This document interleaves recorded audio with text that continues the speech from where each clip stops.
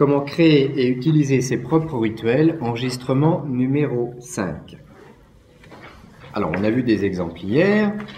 On s'est appuyé sur les 72 du Seman Forage. Alors, attention, parce qu'on s'aperçoit maintenant que dans la littérature, on parle de plus en plus des 72.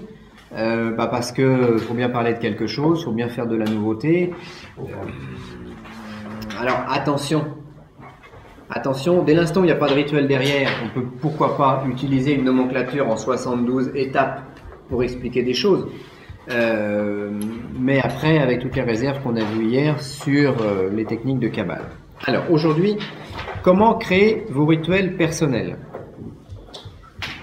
Un élément extrêmement important.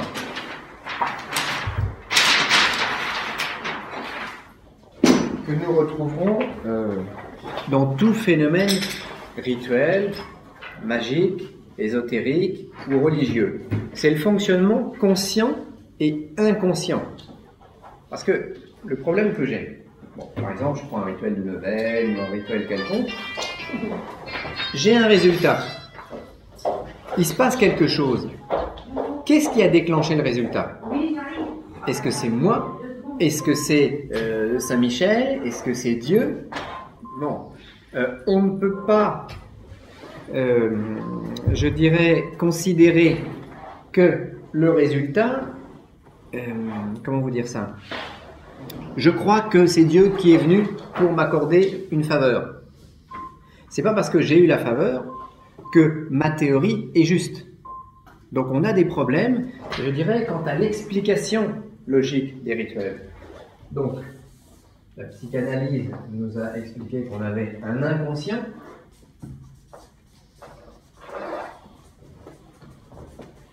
et un conscient.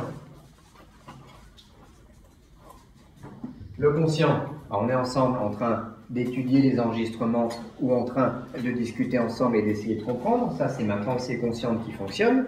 Maintenant, j'ai mon cœur qui bat, j'ai mes poumons qui respirent, et ça de manière totalement inconsciente. Le pouvoir, les pouvoirs qui sont en moi, se situent au niveau de mon inconscient. Mon inconscient représente 90% de mes capacités et le conscient seulement 10%. Quand on a parlé âme blanche, âme noire, esprit, corps, etc., on peut dire que le conscient, ça va être l'esprit, pour essayer de simplifier. Et l'inconscient, ça va plutôt être l'âme noire. Une espèce de force magnétique de survie qui est en moi et qui va fonctionner. Quand je fais une prière, je vais d'abord faire la prière à moi-même. C'est-à-dire que, prenons l'exemple de la dame dont on parlait en Italie, qui fait des rosaires et qui obtient des résultats. Elle obtient des résultats, mais pourquoi? Elle y croit. Les gens qui vont la voir y croient. Donc, son conscient lui dit « tu vas guérir telle personne », mais elle y croit tellement que ça va faire passer l'information au niveau de son inconscient, parce que l'inconscient, c'est ça qu'on appelle la foi, la croyance. Si elle est certaine que, en faisant 5 patères et 15 je vous salue Marie, elle va obtenir la guérison de la personne, et si elle en a la puissance magnétique, c'est pas Dieu qui va fonctionner ou qui va intervenir, c'est son inconscient, son magnétisme personnel qui, comme un guérisseur, va opérer le miracle.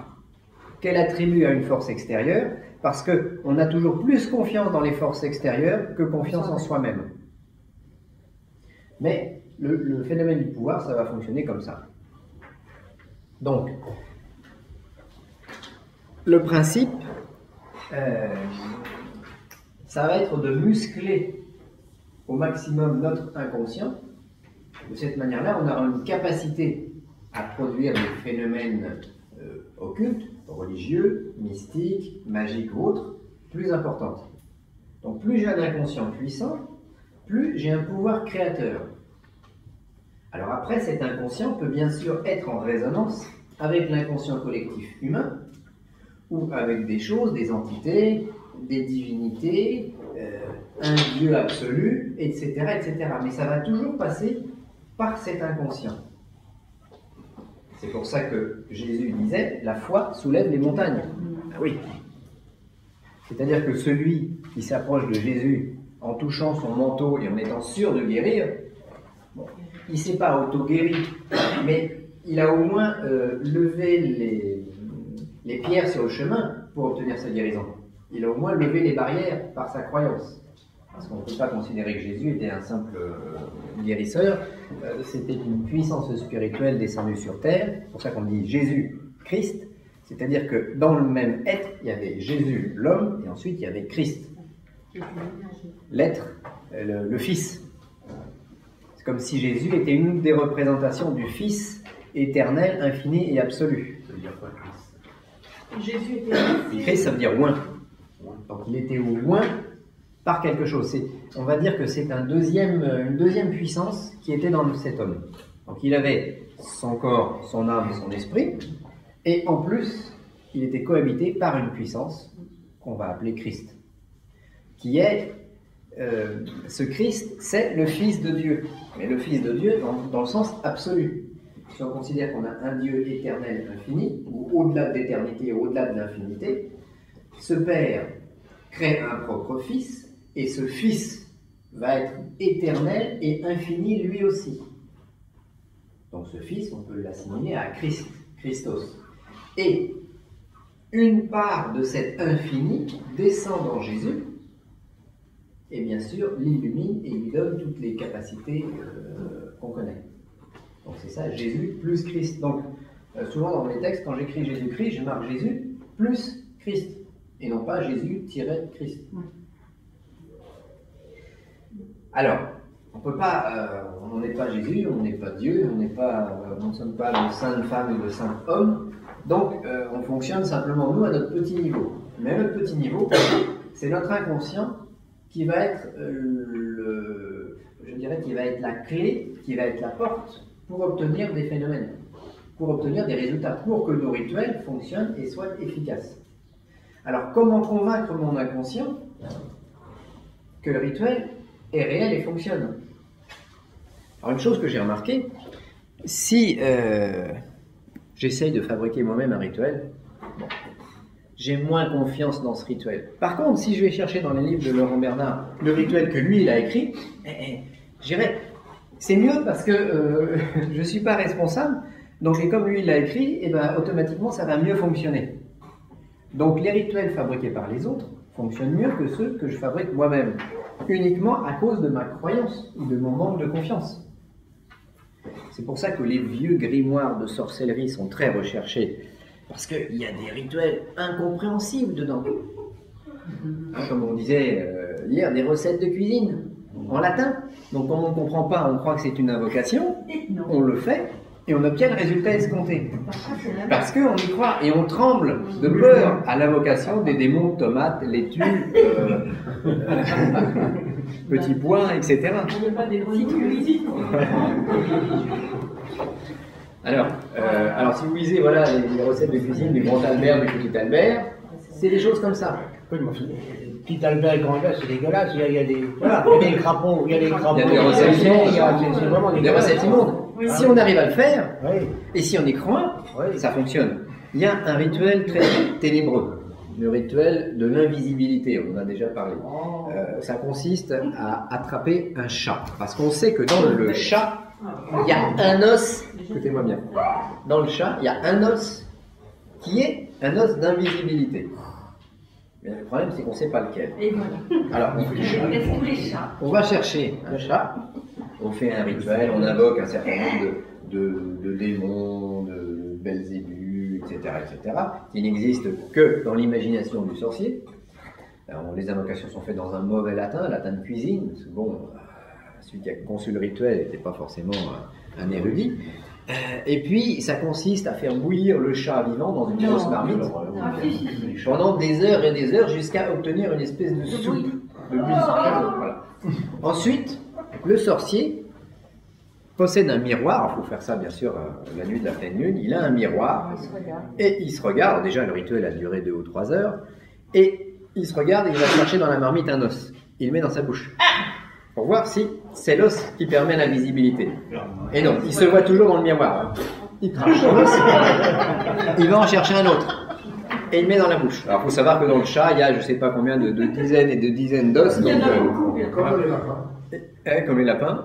Les homologues se ressemblent. Énormément d'os. Et combien d'os à peu près 100 200 140. 140, voilà. Oh là là. Et puis à chaque fois, il dit une formule magique pour voir si c'est... Et au bout de plusieurs heures de cette mixture et de ce repas immonde et nauséabond, bah, il finit par avoir la tête qui tourne, les jambes qui flageolent, il est fatigué, et d'un coup, il ne se voit plus dans le miroir. Et là, il dit, ça y est, j'ai l'os de l'invisibilité. C'est la fatigue. Oui, c'est la fatigue.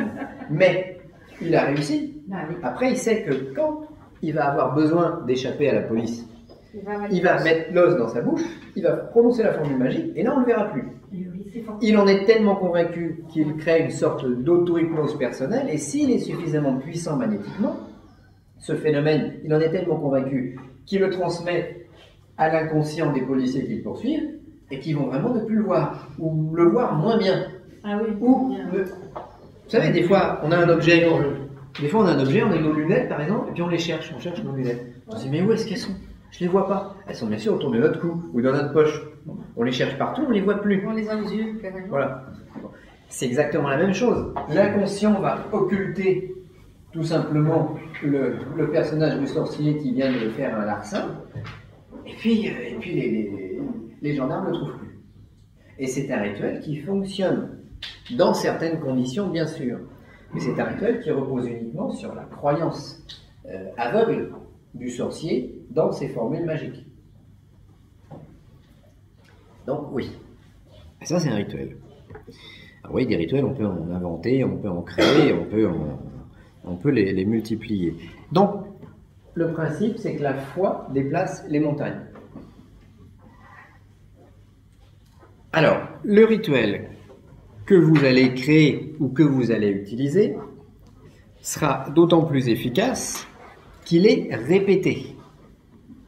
C'est la répétition qui va graver, en fait, le rituel en vous-même. Donc, une clé, c'est la répétition.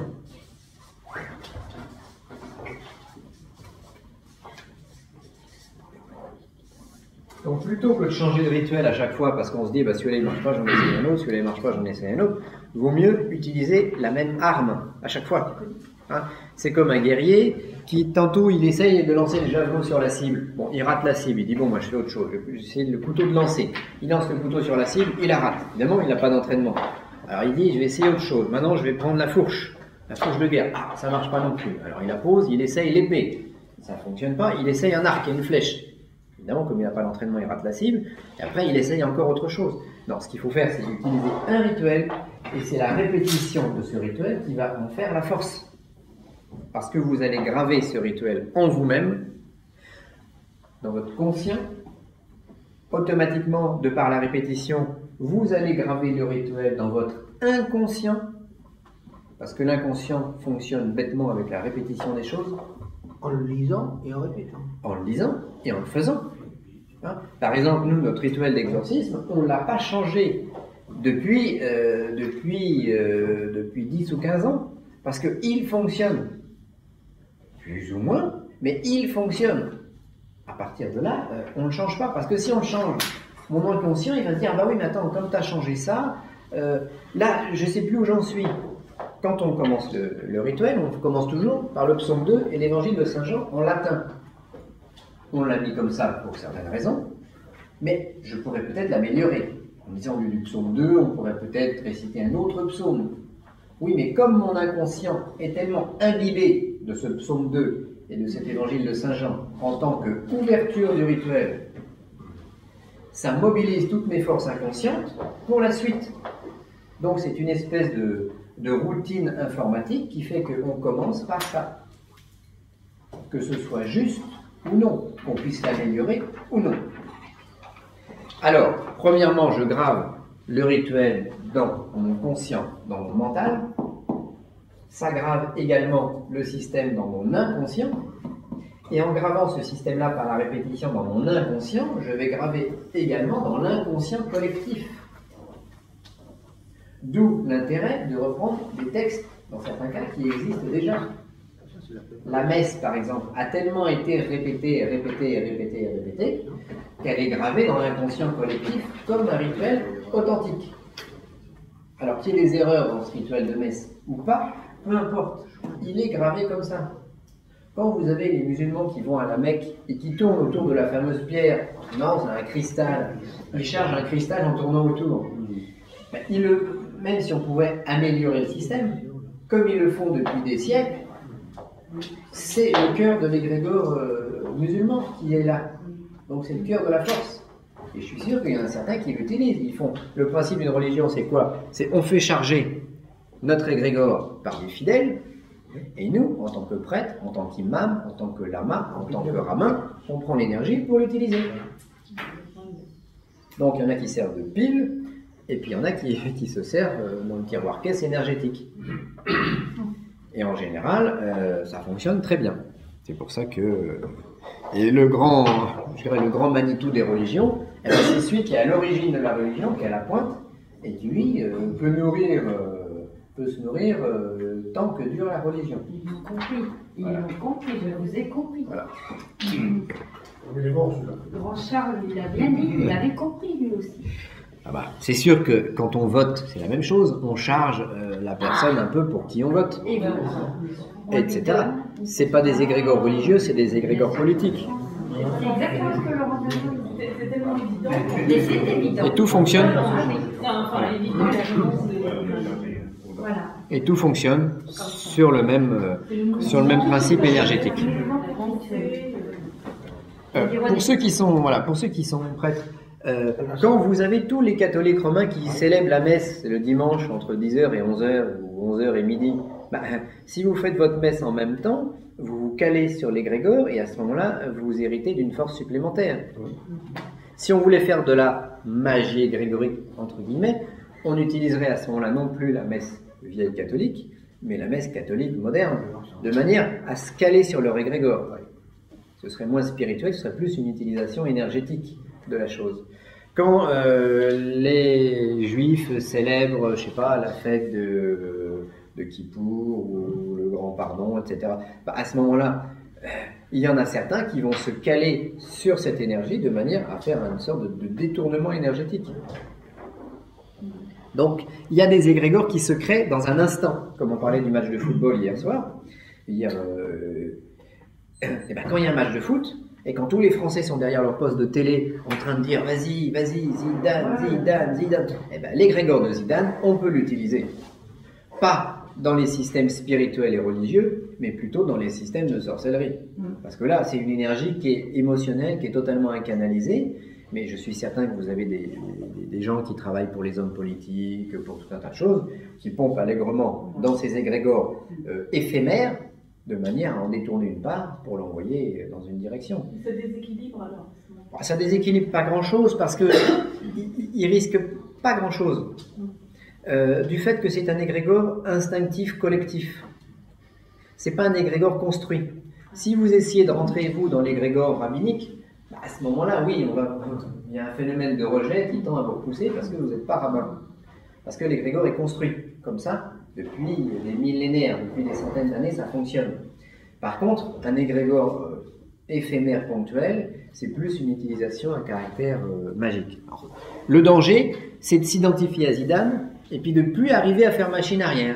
Et après de se prendre pour Zidane, de jouer au ballon dans son appartement. Oui, question, oui. En parlant de ça, ils sont utilisés pour la publicité. Oui, alors. Et là, tu peux dire qu'eux, ils Bien se sûr. servent du petit égrégore qu'il a formé, et Bien aussi sûr. bien en politique. Il y a, Bien sûr il y a que un groupe de chanteurs. toutes les pubs Voilà. disent. À l'histoire de Zidane qui a mis un coup de tête à un autre. Ah. Bon, alors évidemment, ça aurait pu se retourner contre lui. Mais Ah. comme tous les Français s'identifient à Zidane, ils ont dit que c'était bien. Voilà. Du coup, il y a un petit groupe de chanteurs ridicule, totalement inconnu du grand public. Ils ont sorti une chanson sur Zidane. Ils se sont servis de l'égrégore pour grimper. Mais Voilà. il y a aussi des égrégores auxquels on ne peut pas toucher, qui sont protégés aussi. Alors, voilà. Après, je dirais, il faut faire attention. Après, le mage qui utilise ce genre de système doit faire attention. Oui, il y a des égrégores, je me suis déjà trouvé porte-close. Hein. Voilà. Il y a des égrégores qui sont porte-closes. Par exemple, il y a une répétition d'un phonème à la montée des forces. Vous avez des égrégores qui sont qu'il ne faut pas toucher parce qu'ils vont nous baisser notre niveau vibratoire. Donc, on ne va pas y toucher. Il y a des égrégores qui sont protégés. Alors, il y a des égrégores qui vont nous élever, bien sûr. L'égrégore du Vatican est protégé. Oui. Il est verrouillé. Il est verrouillé. Il a des clés, oui. Voilà. Des clés très particulières. Les clés Saint-Pierre, tout simplement. Je pourrais faire l'inventaire, mais j'ai tout Non, mais utilisé. là, Paul, on n'aborde pas le même sujet. Alors, je dis qu'il est verrouillé avec des clés Il y particulières. a Bon. un cérémonial papal qui est fait Merci là-dessus. Bernadette. Spécifiquement. Oui. Il y a des égrégores qui sont verrouillés. Voilà, qui sont verrouillés, voilà. Par exemple, prenons un exemple. Les égrégores hindous. Vous avez des divinités hindoues, on va pas forcément citer les noms, qui sont nourris avec des sacrifices de sang, qui sont nourris avec des coups de tam-tam, et qui sont fortement guerrières. Si vous allez vous trafiquer avec ce genre de choses, évidemment c'est très puissant, mais vous risquez de prendre un court-circuit. Parce que là, vous n'êtes pas prêtre de leur religion, vous n'êtes pas de la race convenant à cette religion, vous ne connaissez pas les rituels, vous ne connaissez pas les phonèmes, etc. Là, on risque d'avoir porte close, et plus que porte close, d'avoir une bonne claque. Parce que, voilà, un choc en retour, parce que c'est des égrégores qui sont... il y a des égrégores qui ont 5000 ans, qui sont bien antérieurs au christianisme, et puis qui sont nourris depuis ce temps-là avec des sacrifices humains, avec des sacrifices d'animaux, et ils n'ont pas de main morte, d'enfants, etc. Et là, vaut mieux pas être confronté à ça. Alors c'est vrai qu'on peut éventuellement lutter contre ce type d'égrégore avec nos égrégores personnels spirituels. Quand on lutte contre une force instinctive, on lutte avec une force spirituelle. Bon. Mais vaut mieux pas mettre les doigts dans ce genre de choses, parce qu'après, vaut mieux prier les divinités des 72 à la limite, hein, c'est moins dangereux. Parce que bon, ça c'est... Il a été avec le sang des premiers chrétiens. Voilà. On les a exterminés. Enfin, on a essayé. Sacrifice humain pour nourrir l'égrégore. L'égrégore protecteur chrétien, vous pouvez l'utiliser celui-là. De toute façon, c'est le premier. Alors, c'est pareil. En tant que prêtre, si vous avez reçu une ordination, à ce moment-là, vous pouvez utiliser des égrégores chrétiens, vous pouvez utiliser certaines choses. Parce que, par exemple, dans nos lignées, on a une lignée vaticane romaine. Ce qui fait qu'on a également la prêtrise romaine, on a la prêtrise orthodoxe, on a la prêtrise, ce qui nous permet d'utiliser les différentes branches de l'arbre chrétien. Mais, après, il y a d'autres choses qui sont plus fermées et qui sont plus difficiles à atteindre. Alors, exemple de rituel pour transformer une pierre en pentacle puissant.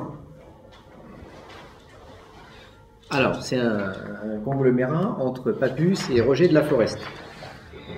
Vous rentrez, voilà. Alors, c'est un truc tout bête et tout simple, mais qui va fonctionner. Vous rentrez d'une journée de travail fatigante. Et vous arrivez à la porte de chez vous, vous dites « Ah, ça y est, je vais pouvoir enfin me restaurer, me coucher dans mon lit, fumer un gros cigare, prendre un verre de rhum. » Et vous dites « Eh bien non, je vais aujourd'hui aller chercher mon pentacle. » Et vous faites demi-tour, vous faites 1 heure de marche dans la campagne, vous ramassez une grosse pierre qui vous inspire, et puis vous revenez chez vous. Alors déjà, le simple fait d'avoir vaincu la fatigue, d'avoir fait un effort de volonté, vous avez chargé votre pierre de manière assez magnétique, je dirais. Et puis là, vous allez placer la pierre sur une armoire dans votre chambre, et toutes les nuits, à 2 heures du matin, vous vous réveillez pour retourner la pierre. Rituel, ouais. Mais, en fait, vous allez faire quoi? Vous allez faire tout simplement un effort de volonté pour rendre votre pierre magique, et pendant 1 an, 365 jours, toutes les nuits à 2 heures, vous mettez votre réveil, vous vous réveillez, vous grimpez sur votre armoire, vous tournez la pierre, et vous allez vous recoucher. Eh bien, vous allez charger votre caillou d'une puissante volonté. Vous allez en fait charger votre caillou, vous allez vous en servir comme une sorte de réserve d'énergie, de jerrycan dans lequel vous allez mettre de l'essence tous les jours un petit peu. Et après, cette pierre va pouvoir vous servir à faire des choses. Ce sera une charge énergétique qui peut vous servir à puiser dedans quand vous en avez besoin. Alors que ce soit pour faire une guérison, un rituel d'une nature ou d'une autre, à mettre sur votre autel, etc., etc. Alors, ça c'est un petit rituel tout simple qui permet de travailler la répétition, parce que si vous êtes assez fou pour croire qu'en retournant la pierre tous les jours, une fois par jour pendant 365 jours, vous allez la charger d'énergie, eh bien elle va se charger d'énergie.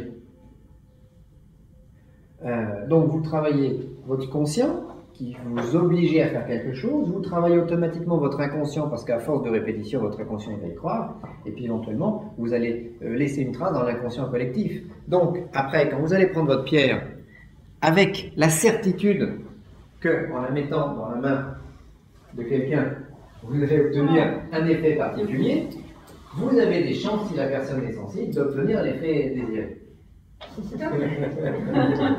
Après, à vous de choisir. On peut le faire avec son golem, son élémental, etc. On peut le faire avec un golem, avec un pentacle, avec tout ce qu'on on peut veut. l'augmenter son golem alors. Ou avec ça. On va, bien sûr, c'est un exemple. On va charger en fait.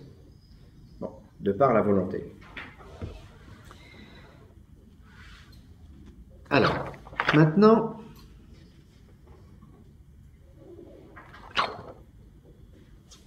on va créer ensemble un rituel d'exorcisme. Alors là, je regarde un petit peu de manière à ce qu'on soit dans les temps. On va créer par un rituel d'exorcisme, puisqu'on en a vu un avant. On va essayer de créer ensemble un rituel de guérison. Bon, parce que c'est... Mais on va le monter de toutes pièces. C'est bon ça. Alors, j'ai rien préparé. Alors, il n'y a rien au niveau du fascicule sur ce rituel de guérison qu'on va monter ensemble. Faut noter. Alors, on va noter. Mais j'ai aucune idée. En fait, c'est vous qui allez m'inspirer. Mais non, c'est ça t'as des idées, Bernard. Je te connais, toi. Oh là là. Oui, mais T'as vite fait, toi. on va créer ensemble un rituel de guérison. D'accord? Alors, je vais déjà me poser des questions. D'où vient l'énergie? Alors, première question, voilà. L'énergie.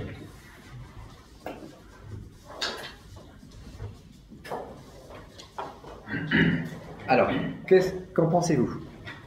Où est-ce qu'on va chercher l'énergie du rituel de guérison? Alors, une personne dit chez Mounou, Ça va se taire.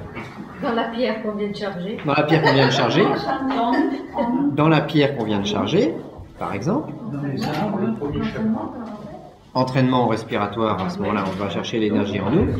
D'accord? D'accord. Il n'y a personne de... éventuellement, on prend l'énergie d'une image sainte, par exemple, ou d'une statue, bon, là, ou d'une relique, si elle est vraie. Oui, une relique. Bon, enfin, par exemple, d'une statue, parce qu'il y a quand même des saints qui ont une solide réputation de guérisseurs. Oui. On leur demande de transférer une partie Oui. de leur énergie. Par exemple, le Padre Pio. Oui, par exemple. Bien sûr, bah oui, parce que on peut, voilà, tout à fait, on peut se dire, voilà, j'essaye de prendre l'énergie sur moi, ça nécessite que j'en ai, et à ce moment-là, c'est moi qui vais être vampirisé dans l'histoire, ou se dire, je vais piquer l'énergie ailleurs. Une hostie consacrée. Dans la nature aussi. Oui, emprunter, détourner, subtiliser, Une hostie consacrée. dérober. Une hostie consacrée. Alors, oui, attends, on va voir après. Alors, on a dit moi. Ah oui, moi. Deuxième possibilité, image sainte. Et la nature. La nature. Alors, attends. On avait une troisième possibilité, une hostie consacrée. On va subtiliser l'énergie d'une hostie consacrée. Il a raison, mais à condition d'avoir le monticule lourd là pour le coup. Alors, Est-ce que vous les vendez? Où les trouve-t-on? alors, une hostie consacrée. Est-ce que ça pourrait fonctionner? Est-ce que tu as essayé? Ouais, mais j'ai eu des gros problèmes avec l'église officielle. Ils ont failli demander mon excommunication. J'ai des problèmes avec l'église. Mais pas ça qu'on ait parlé. Alors, mais j'étais. Oui, mais je voulais. Bien dit. Je voulais me confesser. alors, voilà, tout dépend si on vole une hostie C'est le laver dans sa bouche. ou si soi-même on est prêtre, et à ce moment-là qu'on consacre une hostie pour la guérison de quelqu'un. Non, mais quand on est fidèle, qu'on la prend, on vous la donne, on la met, on la garde. On la fait semblant de la mettre dans sa bouche, on la garde dans les mains. Non, il l'a volé. Non, je n'ai pas volé, parce que je ne l'ai pas avalé, mais on me l'avait donné. T'as subtilisé. Détournement d'hostie. Ouais, C'est de la manipulation. Vous voyez, on m'a dit c'était Alors, profanation de sainte espèce, que l'on m'a dit. bon. Alors, est-ce que ça peut fonctionner? Ça dépend. Je dirais, ça dépend. Alors, ça dépend de celui qui consacre l'hostie. A-t-elle été bien consacrée? En sachant qu'il y a deux sortes d'hosties. Vous avez l'hostie que le prêtre va utiliser pour célébrer la messe, son hostie qu'il va s'empresser de manger à la fin, et vous avez les petites hosties des fidèles, qui des fois sont placées sur l'autel, et qui des fois sont dans le tabernacle, alors que le prêtre célèbre sa messe. Et le prêtre va chercher les hosties dans le tabernacle, donc dans le coffre-fort, après la messe, fait un petit signe de croix dessus. Alors là, la consécration est très faible Pas la énergétiquement. consécration là. Non, c'est plus des hosties consacrées, c'est des fausses hosties. Enfin, c'est des hosties qui n'ont pas beaucoup d'énergie, quasiment pas en elles. Et à ce moment-là, avec ça, on ne pourra rien faire. Donc, l'hostie qui sera la plus intéressante, c'est celle du prêtre.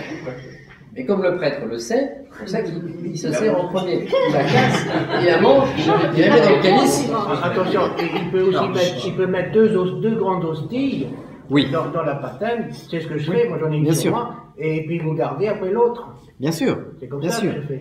Mais à ce moment-là, ce sera difficile en tant que laïc d'obtenir cette hostie. Oui, je l'ai sur moi là. Et mettons qu'on en ait une. Alors, Est-ce qu'on tient en combien de temps? Mettons qu'on en ait une. Mettons qu'on ait réussi. Alors, il y a un rituel de sorcellerie qui consiste à aller justement voler une hostie au prêtre. Et alors, mais c'est pas simplement la subtiliser et partir discrètement. Parce que là, dans ce principe de Et sorcellerie, il faut la consacrer dans le but de l'utiliser dans ce. on prend d'abord un laïc qui va voler une hostie. Ah ben là, il a voulu être aussi. Le sorcier prend son hostie, et après il doit sortir de l'église en marche arrière, en proférant des invocations diaboliques. Chut, s'il vous plaît. Et ensuite il s'enfuit. À partir de là, son hostie, comme le caillou qu'on a retourné pendant 365 jours, possède une charge émotionnelle. Surtout à l'époque de l'Inquisition, quand on attrapait un sorcier, on l'écartelait, on le brûlait, on lui cassait les os. Enfin bon, donc il fallait vraiment que le gars ait vaincu sa peur et qu'il croit dur comme fer qu'en allant voler une hostie, il allait pouvoir pratiquer des choses très puissantes. Et à ce moment-là, c'est sa croyance qui, s'implantant dans son inconscient par la charge émotionnelle, charge lui-même l'hostie de pouvoir.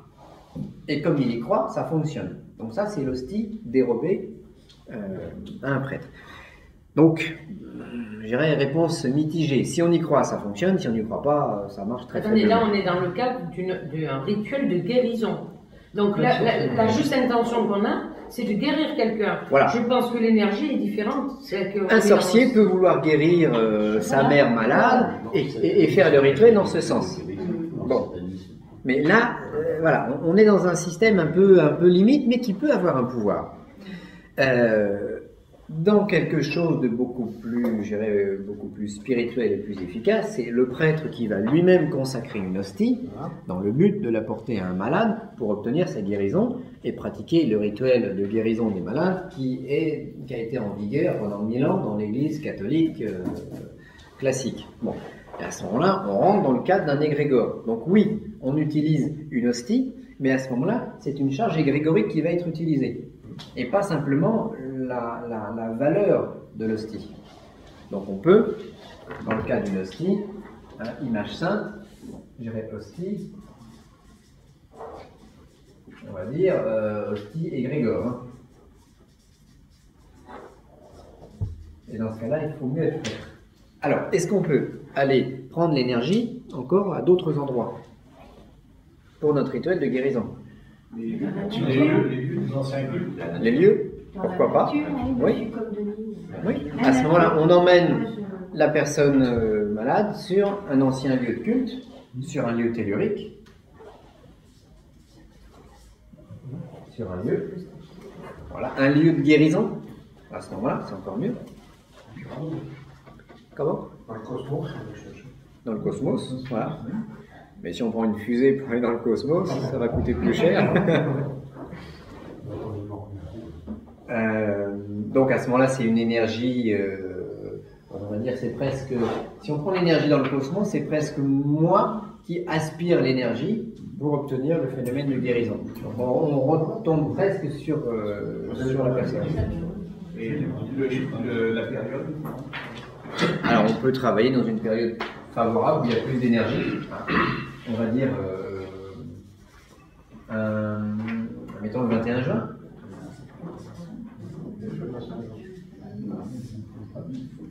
Bon, on peut aller chercher donc l'énergie à plusieurs endroits. Alors, comment?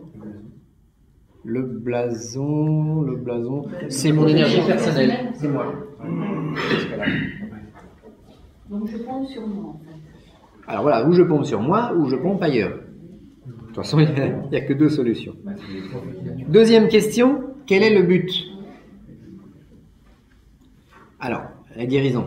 La guérison de quoi? Donc quel est le but? L'énergie. On l'a vu, on y reviendra. C'est le but.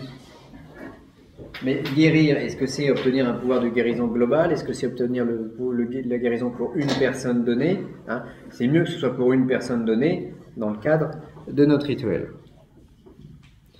But, c'est la guérison. Alors maintenant, comment canaliser l'énergie?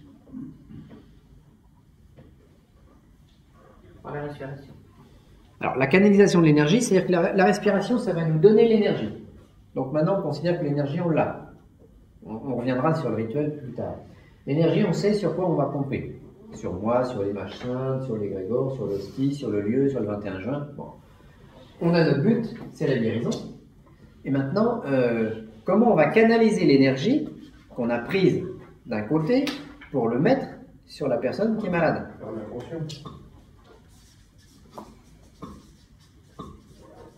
Alors, canaliser.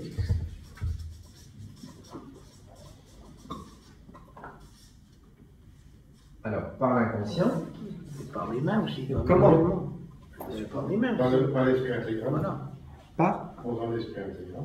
l'esprit intégral. Tu fais le vide total, et quand on est inconscient, tu fais venir l'énergie, le travail pour aller. Oui. Et tu canalises comment sur la personne? C'est mon subconscient qui fait le travail. Voilà. Donc toi, tu es assis sur ta chaise, tu ne bouges pas. Quand je mets la main pour transmettre, si tu veux, mais j'appelle mon subconscient. Tu mets la main pour transmettre. On fait, et puis on c'est Donc lui qui se débrouille. le canal, c'est la main. C'est la main qui On appelle ça l'énergie. Oui. Après, on appelle ça comme on veut. différemment. Voilà. Par exemple, le canal, c'est la main. oui. Parce que notre inconscient va fonctionner d'autant mieux qu'il y croit. Oui, c'est pas la main. Et c'est vrai qu'à la limite, je pourrais être assis sur ma chaise et puis tout mentaliser. Mais si je mets la main, Voilà. ça sera plus crédible pour moi, pour le patient, et ça fonctionnera mieux parce que depuis des millions d'années, les sorciers et les guérisseurs, ils font comme ça. Donc c'est dans l'inconscient collectif. Ouais. Attendez, vas-y. Le canal qui est la simple pensée. Alors voilà, c'est ce qu'on disait, on peut utiliser la simple pensée, mais c'est toujours mieux de formaliser les choses. Parce qu'en le formalisant, j'y crois plus, et l'autre y croit plus. Moi je soigne les lignes, depuis mon lit, en dédoublement. Oui. Et ça marche très bien. Alors à ce moment-là, le canal, c'est le dédoublement. Voilà. Parce qu'il faut qu'il y ait quand même quelque chose qui prenne, qui transporte l'énergie. Il faut qu'il y ait un tuyau. Le contact oral aussi. Hein. Ça peut être la voix. À la limite, l'hypnotiseur soigne une personne qui veut arrêter de fumer par sa voix. Et qu'est-ce qui se passe? Et la voix est le canal de l'énergie, et ça fait entrer dans l'inconscient de la personne le fait qu'il faut qu'elle arrête de fumer, et elle va finir par arrêter de fumer, parce qu'elle y croit. C'est un phénomène la voix peut être un canal. Le rituel est un canal. Voilà. Le rituel est un canal. J'ai arrêté de fumer, ça pourrait être n'importe quoi. Hein. Le rituel est un canal. Alors, bon, canaliser l'énergie, on va appeler ça rituel, que ce soit avec la main, que ce soit par dédoublement, que ce soit... on va appeler ça le rite. Bon. Quelles sont maintenant études des difficultés? Alors maintenant, on va préciser, je veux soigner quoi? À qui? En difficulté.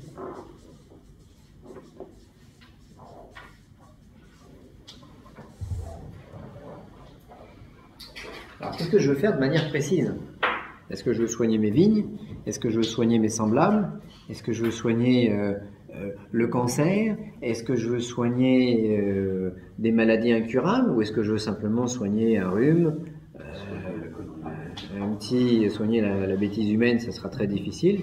Parce que seule la bêtise humaine nous donne une notion de l'infini. Laurent Bernard.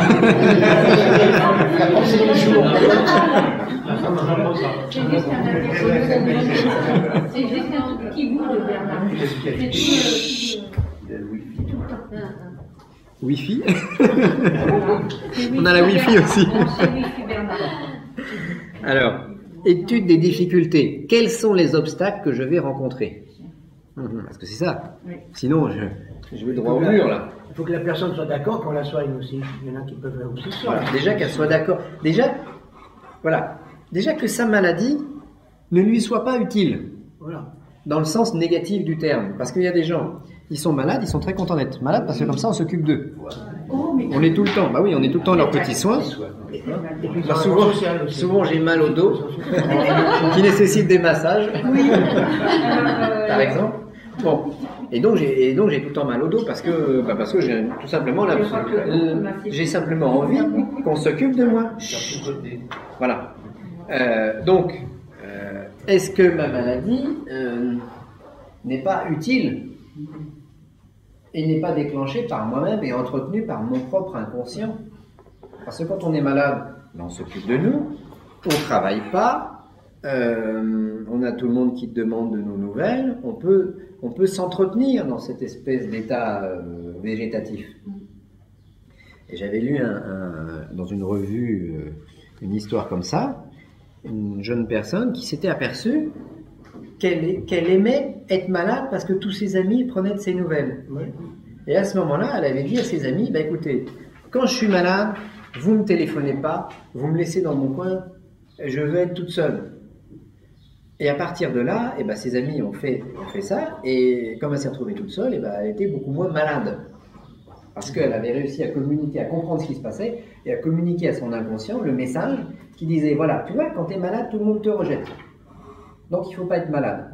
Et l'inconscient a compris le message, il a remonté le message, et il a réduit le phénomène de maladie. Donc, première difficulté par exemple. Deuxième difficulté, une maladie incurable qu'on ne peut pas soigner, ou qu'on ne peut pas guérir. Et à ce moment-là, on peut toujours y croire, ça aura du mal à fonctionner. Parce que n'oublions pas que nous ne sommes pas Jésus-Christ. Mais est-ce qu'il y a des maladies incurables? On va dire oui, biologiquement parlant.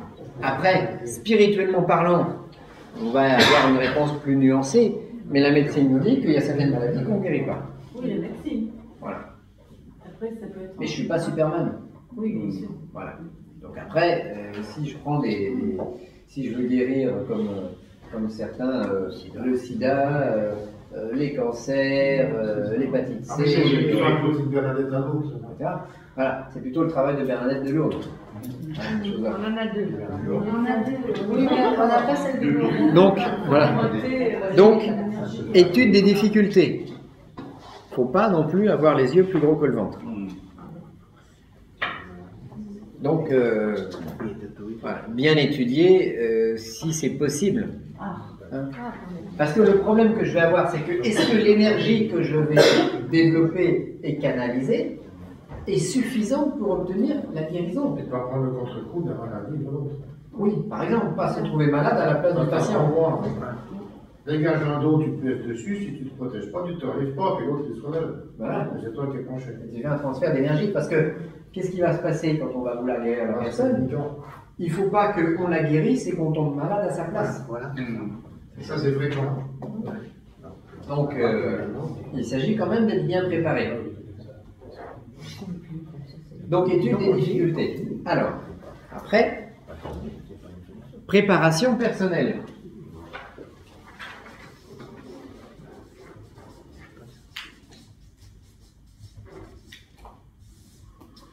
Préparation perso.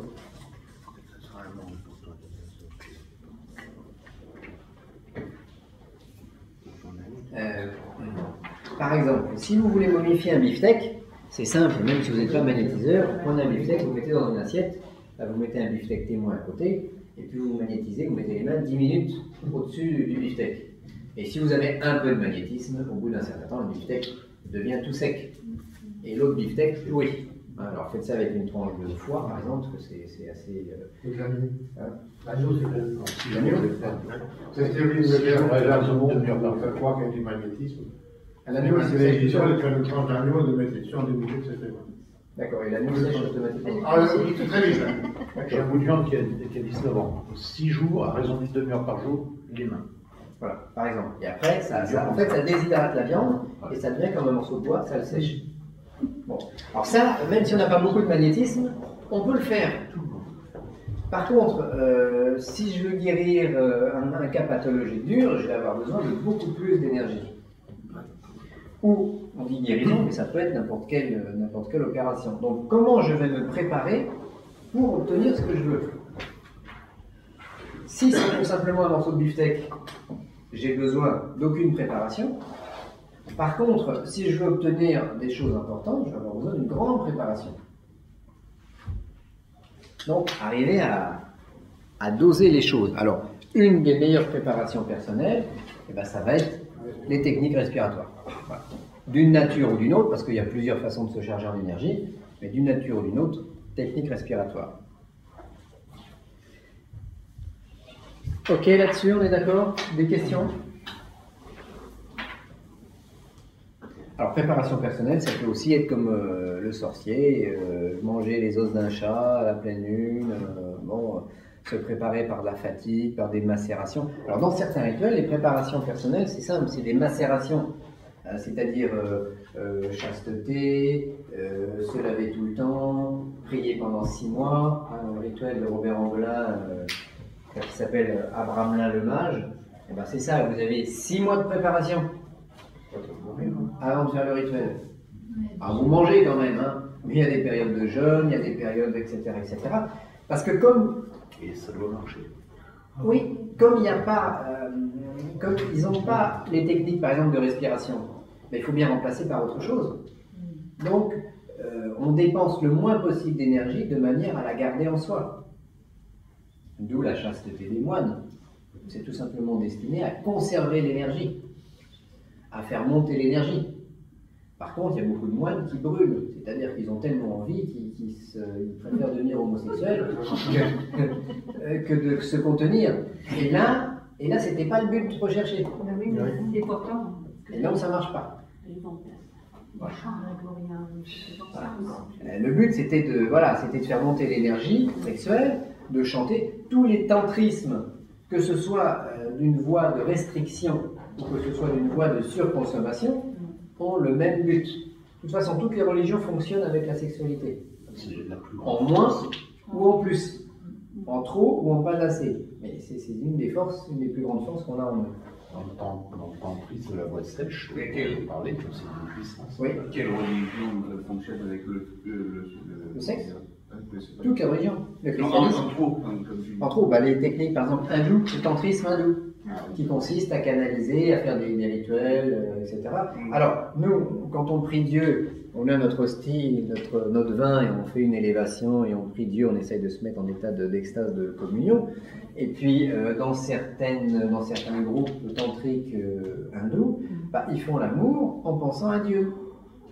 Et de manière à se mettre en résonance avec le principe créateur. Le tantrisme de la voie sèche, ça va dans les énergies. Par exemple, les énergies féminines commandent un sens, l'énergie masculine dans le sens, et la rencontre des deux énergies, ça. Voilà. Ce sont des façons de penser qui sont différentes, mais qui ont le même but. Alors on va dire, nous, en tant que chrétiens, ce sont des païens, il faut les passer par le fil de l'épée, il faut les convertir au christianisme, parce que ce qu'ils font, c'est mal. C'est pas forcément mal, c'est différent. Il faut être tolérant envers des gens qui font des choses autres que nous. Par contre, dans le christianisme, on doit travailler comme on le fait depuis des siècles.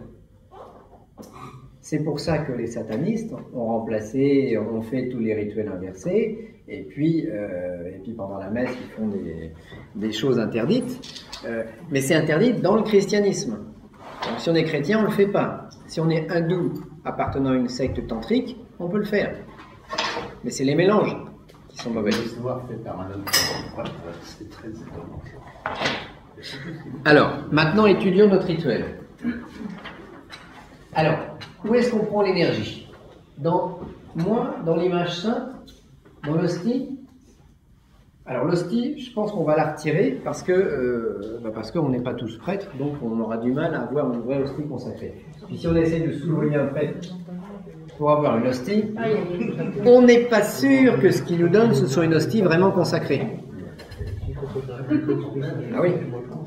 Vous me soudoyez, vous insistez vraiment. Dites oui, Laurent Bernard, j'ai besoin d'une hostie parce que j'ai ma vieille mère qui est malade, je veux la guérir. En fait, c'est pas tout ça, vous voulez faire autre chose avec. Mais voilà. À ce moment-là, la construction de ton église. Voilà. Après vous avoir dit non une première fois, une deuxième fois, une troisième fois, bon, vous offrez une obole à notre église, puis on se dit bon, après tout. Comme les Romains, on va dire, on va jouer sur les deux tableaux, je vais lui donner une hostie, comme ça j'aurai le chèque, mais l'hostie ne sera pas consacrée. Comme ça, je ne serai pas en porte-à-faux avec Dieu. Un prêtre peut aussi assister à un guérisseur ou quiconque aussi. Bien sûr. Absolument. Il est là, il laisse faire le guérisseur qui lui, à ce moment-là, pompe son énergie. Après, tous les mixtes sont... Ça, c'est autorisé, ça. Alors, le lieu, on peut aller sur un lieu saint pour faire notre rituel, mais bon, ça va être un petit peu difficile. Et puis, travailler que le 21 juin, ça va être difficile aussi. Donc, on va retirer le lieu. On va garder l'image sainte de Bernard, parce que c'est une bonne idée. On paye le Padre Pio. Et puis, mes énergies personnelles en plus. Comme ça, je joue sur deux tableaux et j'ai plus de chances de réussir. Les statuts chargés aussi. Oui, ça dépend de quoi. Chargé par la dévotion, le statut de Padre Pio. Oui, voilà. Une image sainte, c'est ça. Ça peut être une statue chargée par la dévotion des fidèles pendant des siècles et des siècles. Par contre, cette statue, c'est d'émotion. C'est une énergie émotionnelle, une énergie de dévotion. Il faut aller la chercher dans l'église. Dans son golem, dans son familier.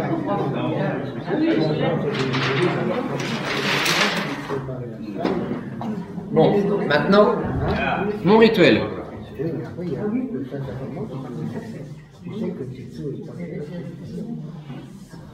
Alors,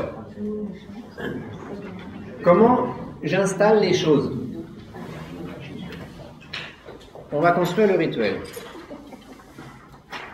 Alors, de quoi j'ai besoin?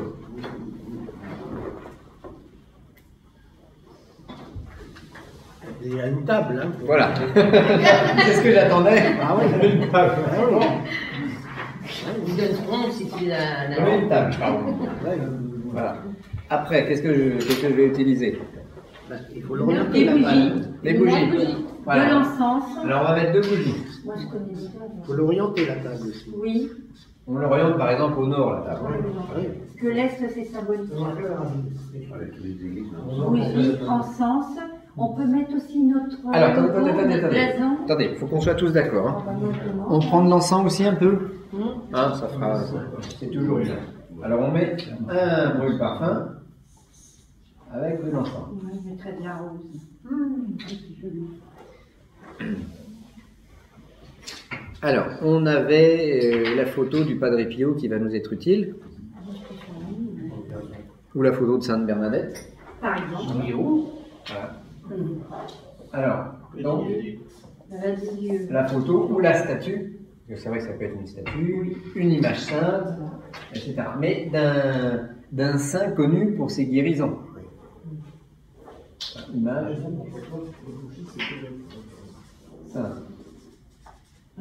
Moi, je voudrais poser une question, s'il vous plaît. Si ce n'est pas une image ou une statue qui est connue, mais que la personne a eu toute sa vie à travailler dans le sens de soigner les gens ou des travaux de parapsychologie et que sa statue est réellement chargée. C'est un golem. Enfin, c'est un golem ou c'est une statue chargée. Et si tu sais que ça marche vraiment, que cette personne t'a connue. C'est une statue chargée, mais là, on ne pompe pas sur de l'extérieur. Oui, mais si la personne a statuette, Ça peut fonctionner. Mais là, il faut l'avoir, cette statuette. Est-ce qu'on l'a tous là? Non. Non. Ah ben non, mais Donc, elle peut exister. ça peut fonctionner, mais il faut l'avoir. Ah Et si on ne l'a pas, c'est comme l'hostie, si on ne l'a pas, on ne peut pas. Donc c'est pour ça qu'on va prendre l'image sainte. D'accord. Sainte Bernadette, connue pour des miracles, par exemple. Il faut la laisser dans Le Padre Pio, connu pour des miracles. Et l'avantage du Padre Pio, c'est que c'est un saint récent. Ah oui. C'est l'image ou la statue même, c'est pareil. Hein. Alors, l'image simple, la statue, la photo, l'idéal, ce serait une relique du saint. Voilà. Et là, on a un téléphone direct. On a l'ADN direct. Il faut qu'elle soit authentique. Oui, une vraie. Et pas une relique bricolée à Byzance à l'époque du commerce des reliques. Et on a des os qui sont de tout et n'importe quoi. Et là, vous allez vous mettre en résonance avec l'âme noire de tout et n'importe quoi. Parce que le principe de la relique dans la religion, c'est un téléphone, c'est un produit d'appel pour attirer l'âme noire du saint en question. Voilà. Parce que l'âme noire du saint en question possède le pouvoir, le magnétisme. Son esprit, lui, est reparti au paradis, donc on ne va pas tellement pouvoir le contacter. Par contre, l'âme noire du Padre Pio, elle est puissante et elle possède ce pouvoir de guérison. Si on veut la Julien, on possède toujours. Oui. Ça, c'est un peu ça. Voilà. Mais à force d'être sollicité, ces âmes ça ne décharge pas. Elle se charge, bien sûr. À force d'être sollicitée, elles prennent l'habitude. Est-ce que la Sainte Vierge a l'âme noire aussi? Comment on peut ça fait 2000 ans. Oui, oui. Mais ça fait 2000 ans. Donc en 2000 ans, son âme noire a eu le temps de se fondre dans l'égrégore de notre représentation de la Sainte Vierge. Donc quand on appelle la Sainte Vierge, on va appeler plutôt l'égrégore. Alors que quand on appelle Padre Pio ou l'abbé Julio, on va plutôt les appeler personnellement parce qu'ils sont assez proches. C'est important de faire une différence parce que si ça n'a pas la même force, ça ne Quand on appelle Jésus, il n'y a pas. Il y a des choses qui peuvent venir, des images, des énergies. Mais Jésus ne va pas se déplacer parce qu'il a sans doute autre chose à faire comme travail que de venir s'occuper du fait que j'ai mal au pied. On appelle son énergie, c'est un très beau rose, enfin pour moi personnel. Oui. Il y a une énergie qui vient. Infini, voilà. Il y a une force qui circule, mais qui n'est pas Jésus. Ah, d'accord. Il y a quelqu'un qui écrivait dans un livre, vous appelez un général, vous appelez un général des armées, c'est un capitaine qui vient, et vous le prenez pour Dieu tellement il est beau. Alors que nous, on fait des confusions de plans, mais peu importe. À la limite, l'énergie arrive, il se passe quelque chose. Dès l'instant où on ne fait pas comme cette voyante d'hier qui s'est retrouvée au cimetière à nourrir une âme noire défunte, bon. Hein. Et vous avez des fois, dans certains oratoires, des entités hautement spirituelles qui vous disent des bêtises exprès pour voir si vous êtes intelligent. Pour tester votre intelligence. Donc, il faut toujours être prudent. Alors, de toute façon, on est toujours en contact avec les âmes noires. C'est notre contact. Principalement, c'est le contact le plus facile. Bah oui. Pour ça, il suffit de se retourner, il suffit que tous là, on fasse un rond autour d'une table, on mette une bougie, on appelle l'esprit de la grand-mère, et puis il y a des choses qui vont se passer. On ne sait pas quoi. On ne sait pas qui vient. Alors, notre rituel, on est face au nord, on a une table, 2 cierges, un peu d'encens, notre image sainte. Est-ce qu'on a besoin d'autre chose? Le blason, Bah oui, mais on n'a pas tous le blason, alors on peut rajouter le blason. Oui. Quand on ne l'a pas, on ne l'a pas. Est-ce qu'on peut mettre on a besoin de la une dague? Bon, pas forcément un crucifix, ce serait bien quand même, si oui, c'est un rituel chrétien. Voilà. Bon. De l'eau bénite. Et la pierre de l'eau. La pierre de l'eau. On va aller chercher sur la main. De l'eau. De l'eau bénite. Alors, à quoi sert le crucifix dans les exorcismes? À couper. Vous me direz, c'est une bonne question. Donc, on a notre crucifix, notre image sainte. Je pense que c'est suffisant. Hein. On va asseoir le patient sur une chaise. On met une chaise. De l'eau bénite, de l'eau bénite. De moins de 28 jours. De moins de 28 jours. C'est-à-dire de l'eau bénite récente. Ah oui, de l'eau bénite récente. Voilà. De l'eau bénite. Alors, l'eau bénite. Voilà, l'eau bénite dure à peu près, quand vous en faites, ça dure 28 jours. Après, il faut la rebénir ou il faut la changer. Elle est froidée.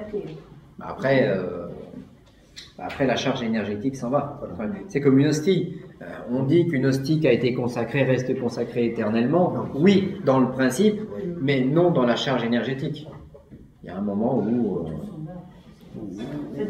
la charge diminue. C'est comme les pneus de ma voiture. Oui.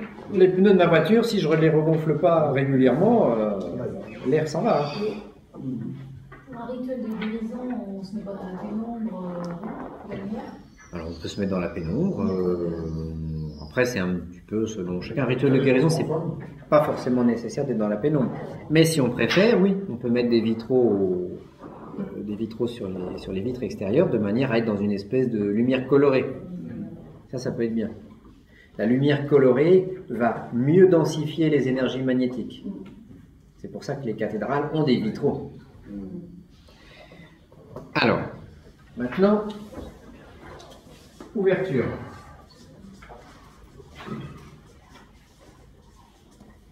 Alors, comment je fais l'ouverture de mon rituel? Dans ce cas, par une prière, un signe de croix, Alors, maintenant, on va commencer par le signe de croix. Signe de croix, oui.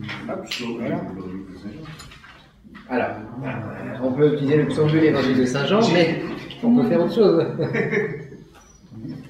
Alors déjà, voilà, l'ouverture, on fait le signe de croix, mais c'est insuffisant. Il faut que l'ouverture dure 5-10 minutes, de manière à ce que tout le monde ait le temps de passer d'un état profane à un état plus spirituel, plus de un psaume et un évangile. Autour de l'autel, de l'endroit, on fait tout. Un psaume et un évangile.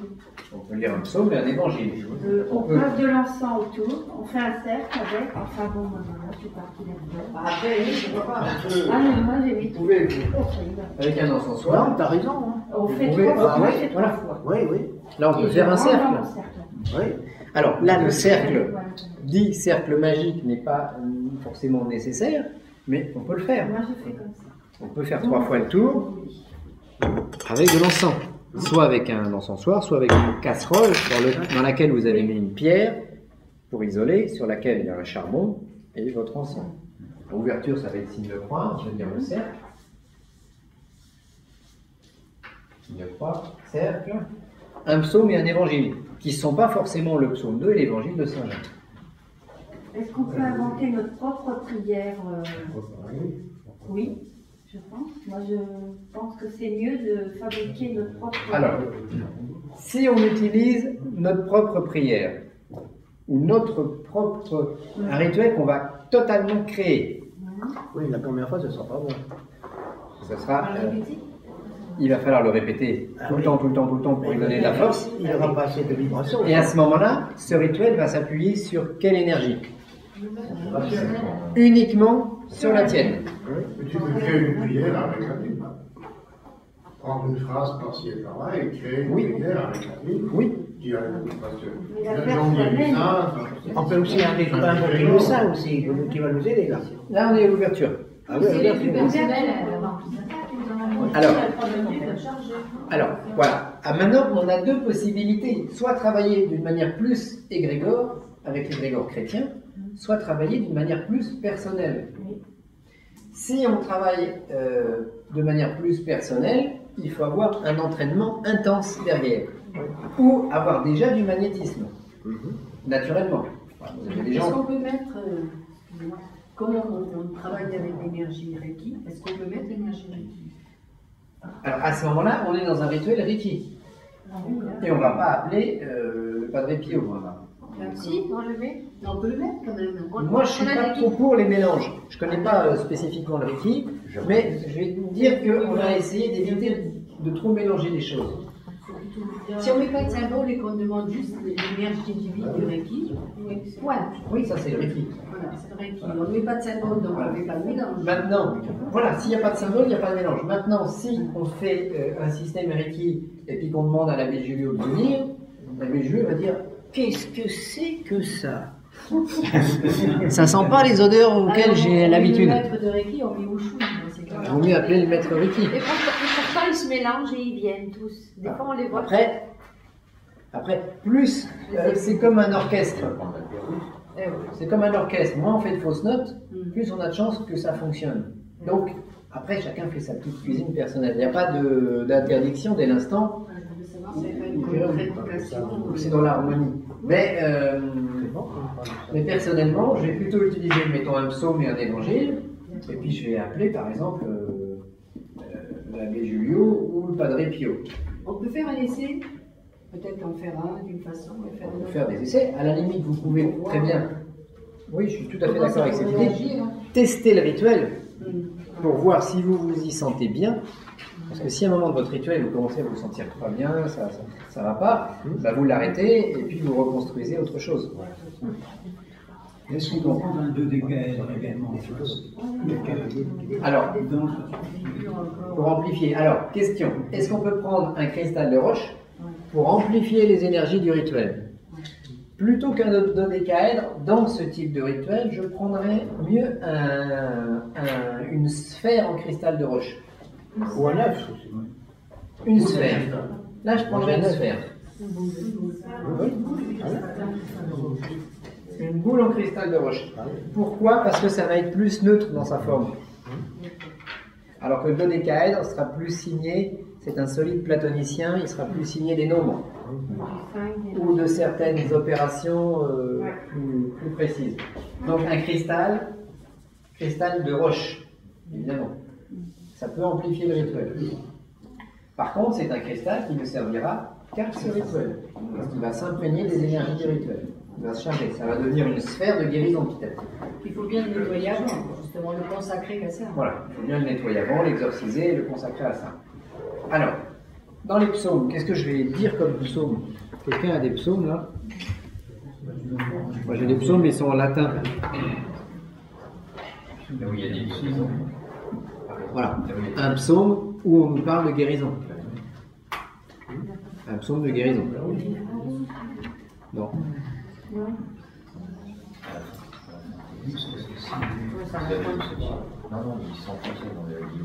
Et un évangile? Oui, il y a le psaume. Non, il n'y a pas de psaume. Il n'y a pas de psaume.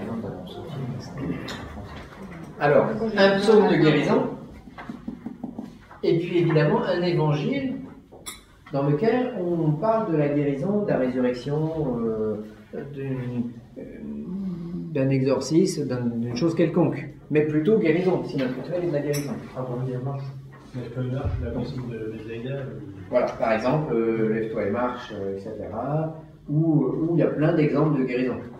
Dans le livre de Padre Pio, dans le recueil de prières de Padre Pio, il y a quoi dans le recueil de rituel dans le recueil de... la prière de guérison. Mais du Padre Pio, pas de la Bible. Alors on peut prendre, pourquoi pas, si on appelle le Padre Pio, la prière de guérison du Padre Pio. Oui. Moi, je prendrais bien un évangile de guérison, mais je les dirai en latin, les deux. Pour mieux pénétrer la vibration de l'égrégore. Et ça, c'est une idée personnelle. Oui, mais quand on n'y connaît. Oh là.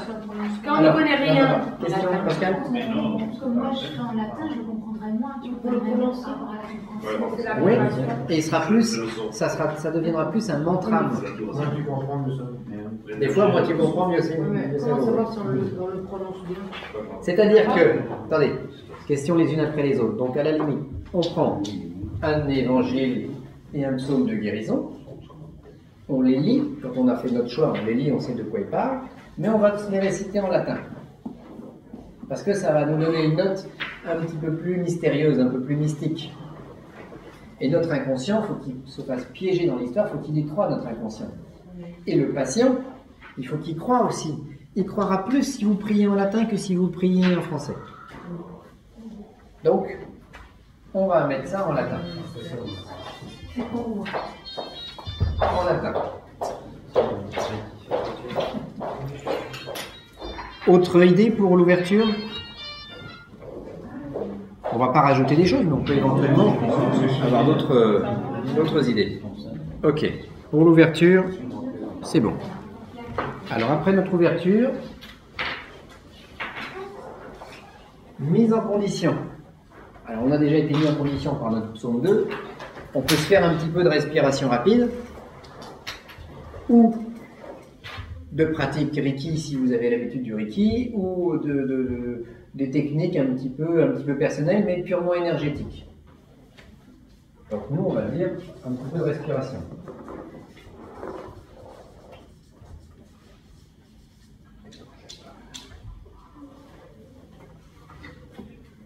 Comme on l'a vu hier pour les neuvaines. Donc, je mobilise mes énergies. Ensuite, troisième étape, on va appeler l'énergie demandée. Alors, soit je travaille sur mes propres énergies, et à ce moment-là, il n'y a pas d'appel, soit je veux travailler avec l'image sainte, Padre Pio, l'abbé Giulio ou autre, et là, je fais une invocation. Alors, en faisant les deux, c'est-à-dire je travaille sur mes énergies plus les énergies de l'égrégore, je double mes chances de réussir.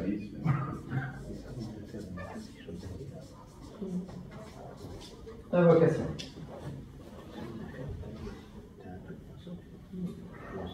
Alors, invocation de l'abbé Giulio.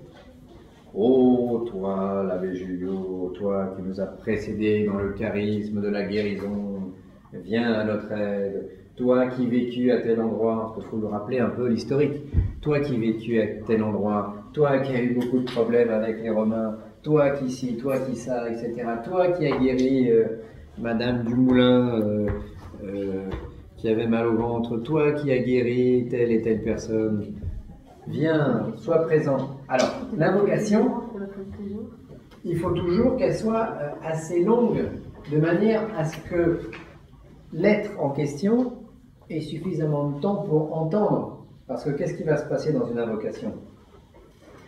Il y a votre voix qui va porter. Vous allez émouvoir l'invisible. Mais il faut le temps d'avoir la réponse. Il faut le temps que la voix aille le chercher pour qu'il puisse revenir. Donc l'invocation, on va dire, je ne sais pas, 10 minutes. Alors, soit vous pouvez faire une invocation improvisée, soit une invocation déjà écrite. Je ne sais pas si vous connaissez l'invocation d'Alice Bailey, que Jésus aurait donné. Est-ce qu'elle peut marcher? Je ne sais pas. Mais il faut éviter de mélanger les courants. Là, on est dans le courant de la théosophie. Si on mélange, je dirais, un rituel purement chrétien, avec du Reiki, avec de la théosophie, je ne suis pas sûr que ce soit compatible. Je n'ai pas dit que c'était incompatible, mais je ne suis pas sûr que ça aille ensemble. Vaut mieux faire que du Alice Bailey, que du Reiki, ou que du chrétien. Après, dans les mélanges, c'est à vous de sentir quelle est la bonne dose. Je ne vais pas me prononcer là-dedans. Mais moi, je préfère, mettons, appeler l'abbé Julio ou appeler le Padre Pio, avec éventuellement les prières qu'il a lui-même données, et puis surtout en rappelant des faits historiques. Voilà. Pour qu'ils se reconnaissent. Parce qu'il y en a plein qui disent Abbé Julio, Abbé Julio, Abbé Julio. Mais bon, il y a des choses qui viennent. Abbé Julio, son vrai nom, c'est pas ça. Et en plus, voilà, le vrai nom de l'abbé Julio, voilà. Oui. C'était Julien Ernest Housset. Voilà. C'est ça aussi. Housset. Il faut appeler Julien. Abbé Julio Housset. Où es-tu? J'appelle mon Saint-Jérôme. En fait, dans l'imprégnation, il faut faire l'honorer en fait. Oui, c'est une sorte. Oui, on l'honore, on rappelle ce qu'il a fait, ses attributs, ses caractéristiques. On essaye d'en savoir le maximum. Et si vous faites une recherche historique sur le saint en question avant de construire votre rituel, vous allez déjà commencer à attirer des parcelles énergétiques de lui-même. Je vais poser une question. Oui. Dans les livres d'abbé Julio, il y a des pentacles. Oui. C'est efficace. Ils étaient surtout efficaces quand l'abbé Julio était là. Les pentacles de l'abbé Julio, disons, c'est une écriture qu'il a inventée. Il a remplacé le A par un signe, le B par un autre signe, en disant voilà, je fais mon alphabet magique. Bon. Plus c'est utilisé, mieux ça fonctionne. Mais bon, aujourd'hui, c'est moins chargé. Très souvent, ces phénomènes fonctionnent du vivant de la personne.